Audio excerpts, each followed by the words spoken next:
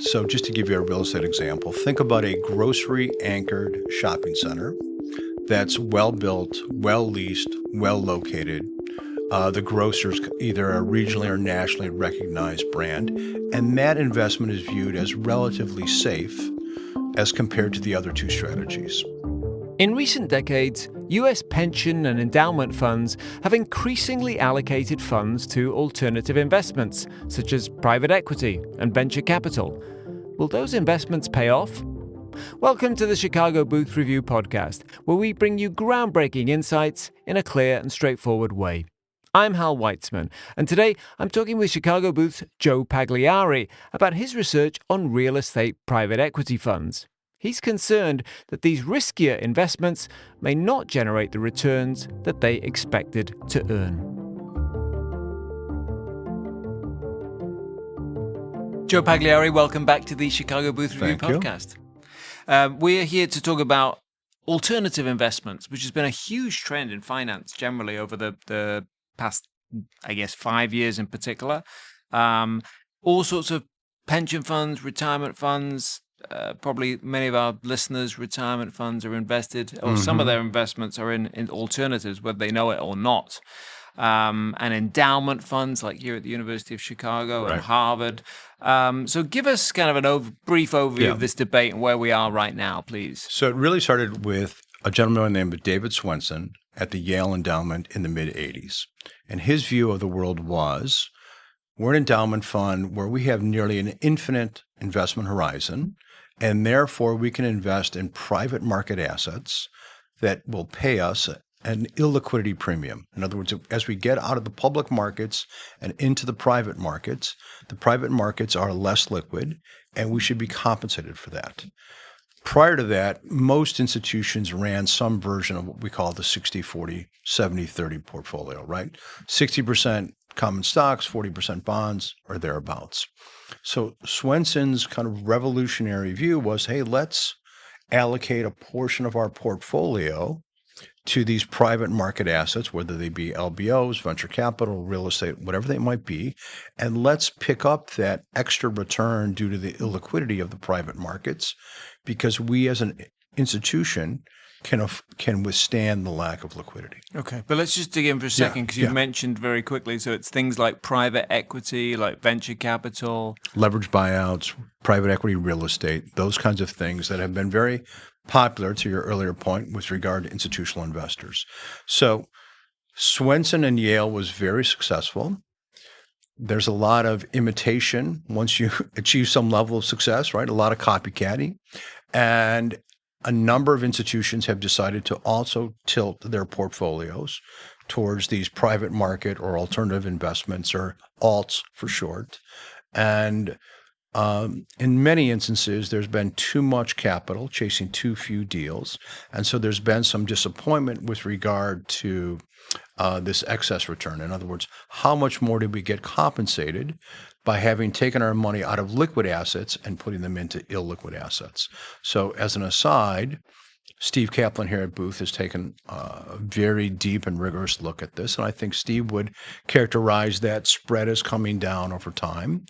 Richard Ennis, the former editor of the Financial Analyst Journal, amongst other things, has examined the endowment funds and finds that as endowment funds increase their allocations to alternative investments, their performance relative to the 60-40 benchmark actually declines. So there's kind of a reckoning of sorts that maybe the bloom is fading with regard to private equity generally. On the other hand, another thing has kind of manifested itself over the last 10 or so years, which is these private market assets don't display the same kind of volatility as the public market assets, because the valuations aren't marked to market on a daily or hourly or minute-by-minute basis like they are in the private equity world. So the reported volatility of returns with regard to the alternatives, including real estate, are, in most people's view, understated. So when we talk about Sharpe ratios and all the rest, risk-adjusted rates of return, using just the reported valuations many people push back on those. Cliff Asness, a famous Booth alum at AQR, coined the phrase volatility laundering with regard to these private market assets and the fact that many institutional investors actually like the fact that there's not the same level of volatility as found in the public markets. And it's a way, particularly during a overall downturn, you can think about the GFC, you can think about COVID, you can think about the Fed's recent rise in interest rates. The fact that there are slow-moving marks with regard to the private market assets, when I say marks, I mean mark-to-market, kind of provides a little bit of ballast, a little bit of stability to their portfolio that is perceived to be a benefit. Right. But as you say, it's because it's opaque and we don't really know what it's. Right. So we know our stock portfolio is down any one day. We don't know anything what's going on in these alternatives. Yeah, you can think about the mental image of the ostrich putting its head in the sand. Right. But so, I mean, we also don't necessarily, as you say, we don't necessarily know what anything is worth until it's sold. And we've actually recorded an episode with Steve Kaplan. Encourage people to go back and listen to that if they want to hear more about that. And to your point, some of these assets are difficult to value. It's very imprecise to know what the value of something is today if it hasn't been sold in these kind of unusual investment strategies. Okay, and obviously you're a real estate expert, so your research is about real estate private equity funds specifically, and you're going to have to define some of these terms for us. So those of us who haven't sat through your MBA class, value-added funds, opportunistic strategies, I want to hear what those are, and then you talk about core, value-added, opportunistic. So just let's define those three terms. What are core, value-added, and opportunistic real estate investments? Yeah. So you can think about core as, amongst those three alternatives, that is the low-risk, low-return segment. So just to give you a real estate example, think about a grocery-anchored shopping center that's well-built, well-leased, well-located. The grocer's either a regionally or nationally recognized brand, and that investment is viewed as relatively safe as compared to the other two strategies. So value add is just tweaking the risk return profile a bit by saying rather than having a stabilized shopping center, maybe we're going to buy a shopping center that is in some sense dilapidated and the tenants don't any longer kind of match the trade area. So we're going to have to reskin the facade. We're going to have to remove the existing tenants, bring in new tenants. All that takes time, money, and risk. So the value add deals have a slightly higher expected rate of return. I shouldn't say slightly, have a higher expected rate of return, and they have more risk. Opportunistic is on the far end of the risk return spectrum. Just to continue with the shopping center analogy, that might be a ground up development, right? I have no tenants in place. There's no building. All I have is a piece of dirt. And I'm going to build this shopping center and hope that it leases up at the rates I think, and I'm going to create some value for my investors. So you can kind of think about those three strategies as hopefully, at least in theory, aligning themselves in risk-return space, right? So low risk, low return is core, high risk, high return is opportunistic, and value add sits in the middle. Now, I mean, since private equity is, expensive to get into, high fees, they generally want high returns. Does that mean that most of what they're looking at is opportunistic? It's some combination of value add and opportunistic. And actually, the value add funds are probably, in terms of number, there are more than there are opportunistic funds. In terms of dollars, it's probably pretty close. I mean, the other side of this question is, what about the fees? For a core fund, the fees average around 100 basis points a year. For a value add fund, they average around 300 basis points a year. And for an opportunistic fund, they average about 400 basis points. So when I talk about the fees, it's both the base fees and the promote or the carried interest that combine for those numbers. I should say in passing that very few core funds have a promote. You only really find a promote or a carry in a value add or opportunistic fund. Just remind us what a promote, what does that mean? So a promote is a preferential payment, a special allocation of profits over a preferred return to the general partner of the fund, the investment manager. So a typical structure is I'll pay my investing partners, the limited partners, an 8% preferred return. Any profits above that 8% return are going to be split typically 80% to the limited partners, 20% to the general partners. And that 20% is disproportionate to whatever capital that general partner contributed. Okay. Right? It's an incentive mechanism. It goes back to the whole principal agent issue about how do I motivate an agent to expend costly effort when I can't monitor their effort. So you talked about these big funds, pension funds, everything, and retirement funds that we all have some of our retirement in, and that more and more has been going over time to private equity, and some of that is finding its way into these deals that you're talking about. And your research suggests that the returns on that haven't been at what they should be. And as you say, maybe not even as good as it would have been just leaving it in the 60-40 distribution. So again, I'll just go back to theoretically, core is the low risk, low return strategy, opportunistic, the high risk, high return strategy, and value add in the middle. When you adjust for fees, which are the differentials we talked about before, and you adjust for risk, what you find is in the real estate space that on average, the value add and the opportunistic funds have underperformed core with leverage by about 300 basis points per year. So when you take 300 basis points per year on the size of the market, it's a huge amount of dollars, in some sense, being wasted.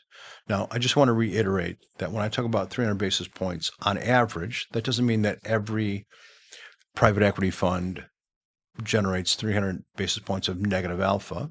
Some are better, some are worse. But 300 basis points is a big number to jump over on average.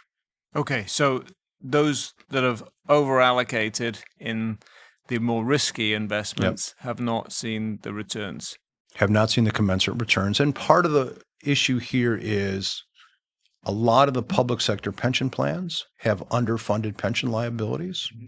And because of that, the relatively low returns of core, even though on a risk-adjusted basis they're better, are not attractive relative to the underlying actuarial return assumptions baked into their pension fund liability calculations.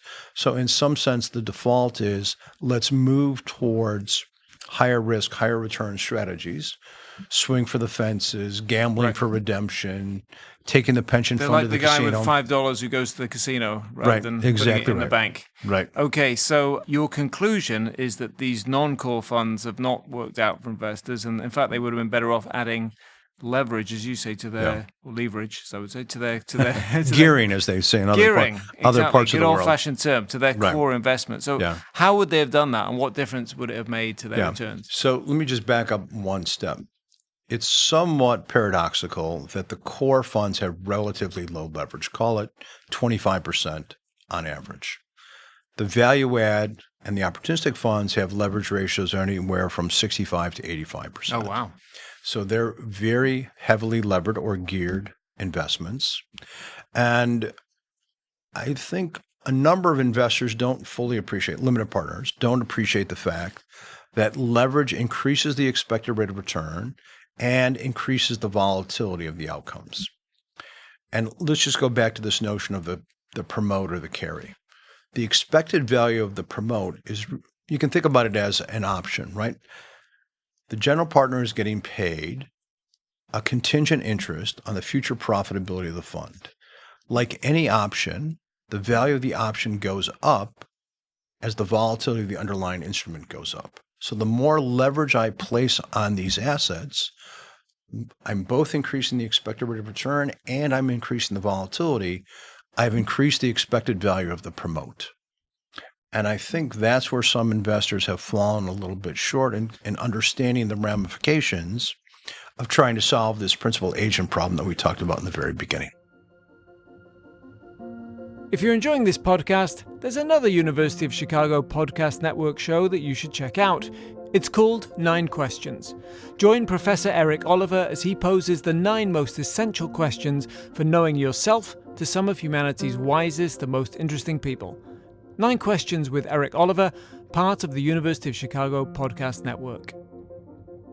Joe Pagliari, in the first half we talked about real estate private equity funds and alts, alternative investments, and how they have disappointed, particularly the more risky ones. Have big investors changed their behavior as a result? Have they caught up to the fact that this is happening, or are they still allocating as much as ever?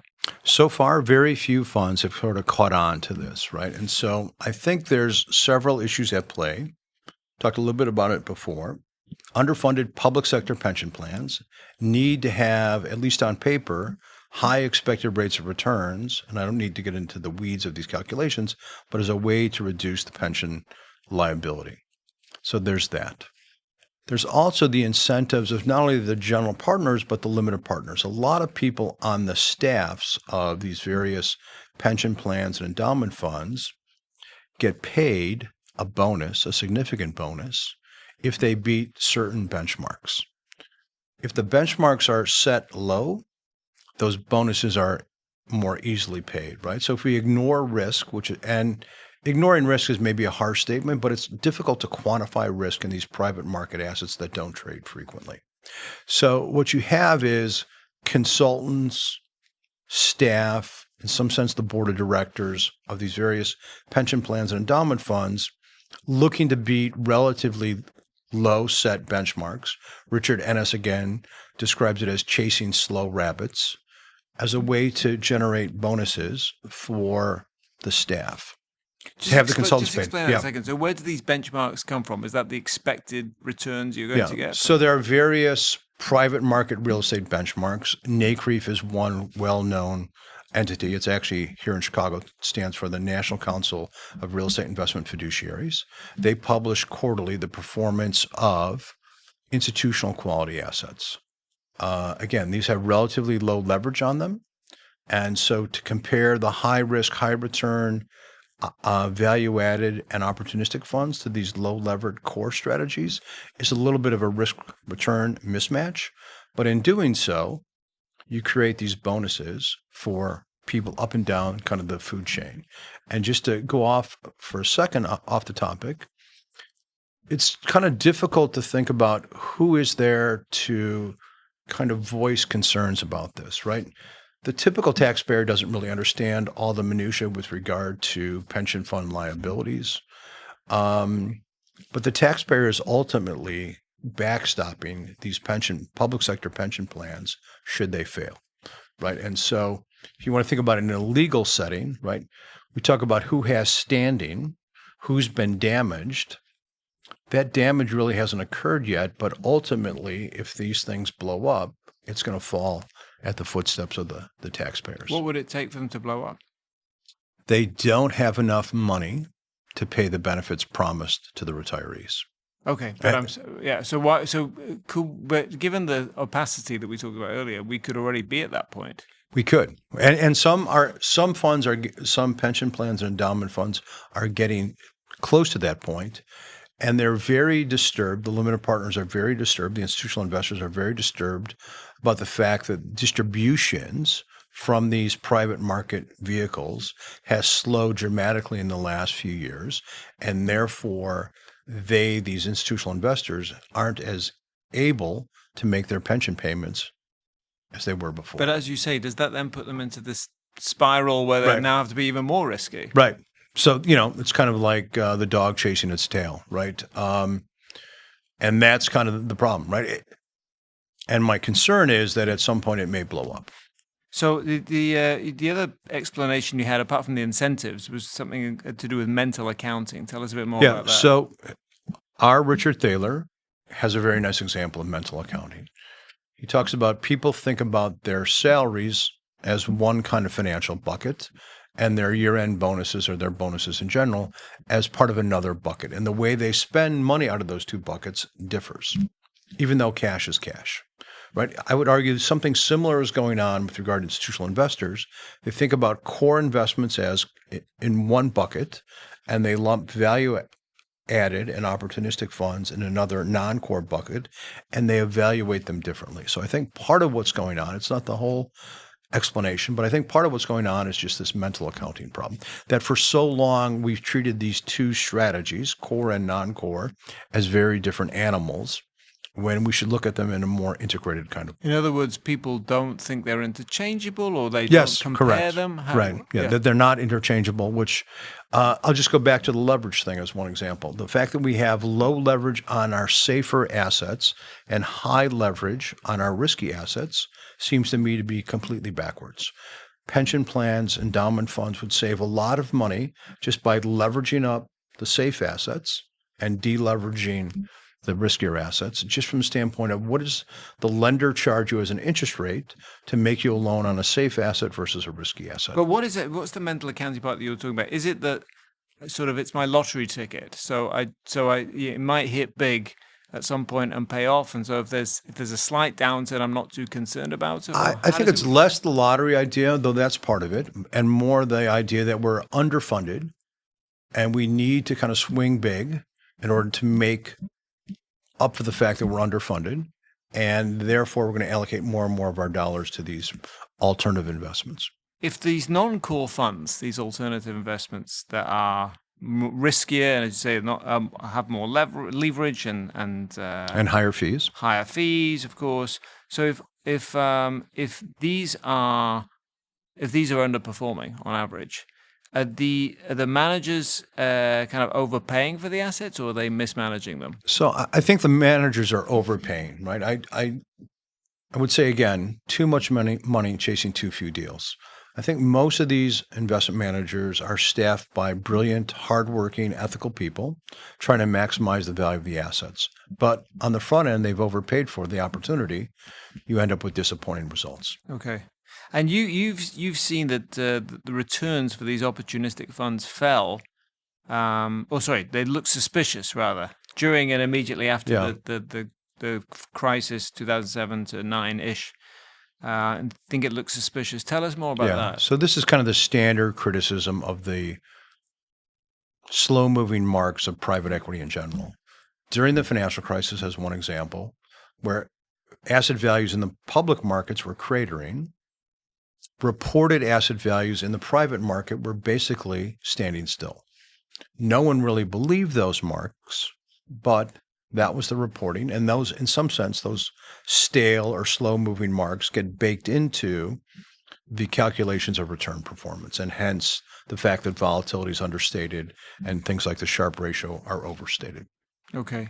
So this is all painting a pretty dim picture, particularly for those of us who have, who have our money in retirement funds and are concerned about the growth in alternatives. And to add to your concerns, the current administration is considering opening up private equity to individual investors. Right. So that's another whole.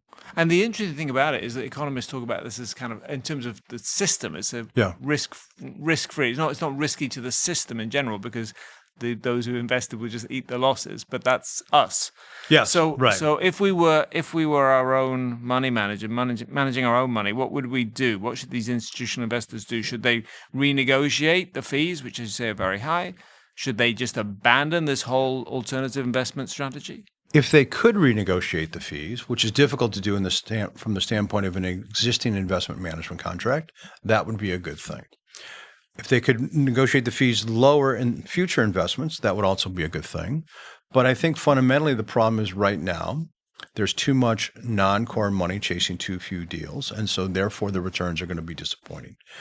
The alternative is to think about core with more leverage, as the paper suggests. The other thing we haven't talked about is in the real estate world is kind of unique in the sense that there are two separate markets operating side by side. That is to say, there's the public real estate investment trust market, and then there's this gigantic private market. There's a huge amount of overlap between the two. So if you really want real estate exposure in your portfolio, you could think about very easily buying a basket of real estate investment trusts. If you believe in market efficiency, you would say that in the public market, the REITs are effectively fairly priced. Costs tend to be very low. You eliminate all the idiosyncratic risk of having a fairly small band or portfolio of properties, and you have liquidity, right? So there are alternatives. It doesn't have to be a decision to invest in the alternatives, but once you invest your real estate money in REITs, Now you see the volatility. So back to Asness's volatility laundering, that's not possible in the public REIT space. And I think that's part of the impediment to these institutional investors allocating more to public REITs. So if you put it in REITs, just don't check your portfolio very often. or just live with the volatility. Recognize that it's like any other publicly traded stock. It's going to go up, it's going to go down. If you don't have any immediate liquidity needs, it doesn't really matter all that much. Joe Pagliari, thank you so much for coming back on the Chicago Booth Review Appreciate podcast. It. Great to be with you. That's it for this episode of the Chicago Booth Review podcast, part of the University of Chicago Podcast Network. For more research, analysis, and insights, visit our website at chicagobooth.edu/review. When you're there, sign up for our weekly newsletter so you never miss the latest in business-focused academic research. This episode was produced by Josh Stunkel. If you enjoyed it, please subscribe and please do leave us a 5-star review. Until next time, I'm Hal Weitzman. Thanks for listening.